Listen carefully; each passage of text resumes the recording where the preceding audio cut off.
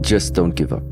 Just don't give up. The winners continue where the losers stop, even if right now it doesn't make sense. One day, I'm very, very sure, when you start to see the connections and things fall into place, you will maybe also realize that it couldn't have been different, even if it's difficult. But the only thing that I learned from the martial art practices and also from my own life is giving up was just simply not the question, was simply never an option.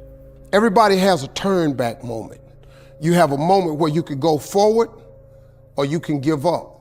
But the thing you have to keep in mind before you give up is that if you give up, the guarantee is it will never happen. That's the guarantee of quitting, that it will never happen, no way under the sun. The only way the possibility remains that it can happen is if you never give up, no matter what. But if you want some kind of a good outcome, you're going to have to work hard for it.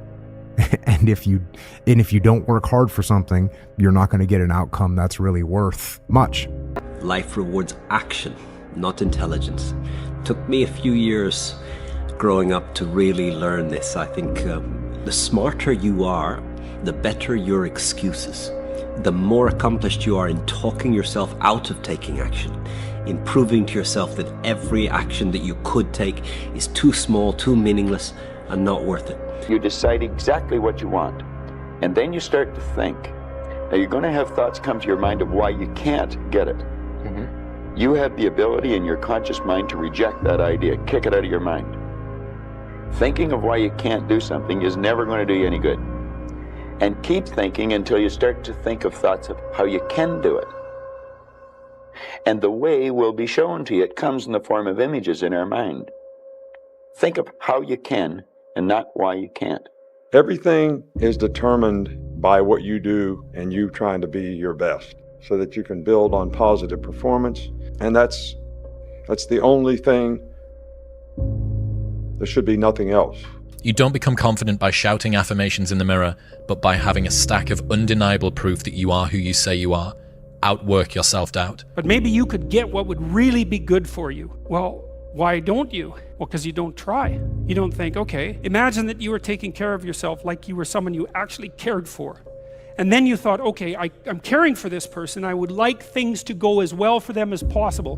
What would their life have to be like in order for that to be the case? Well, people don't do that. They don't sit down and think, all right, let's figure it out. You've got a life. It's hard, obviously. It's like 3 years from now, you can have what you need. You got to be careful about it. You can't have everything. You can have what would be good for you, but you have to figure out what it is, and then you have to aim at it. The comfort zone is dangerous. When you're comfortable, you are at most danger. The comfort zone is somewhere you should never feel comfortable. You should be happy and dissatisfied. Anybody ever tell you, hey, look, you know what? Just be satisfied with what you got. Don't believe them. Get them away from you. Yeah, that's good. You should never be satisfied with what you got.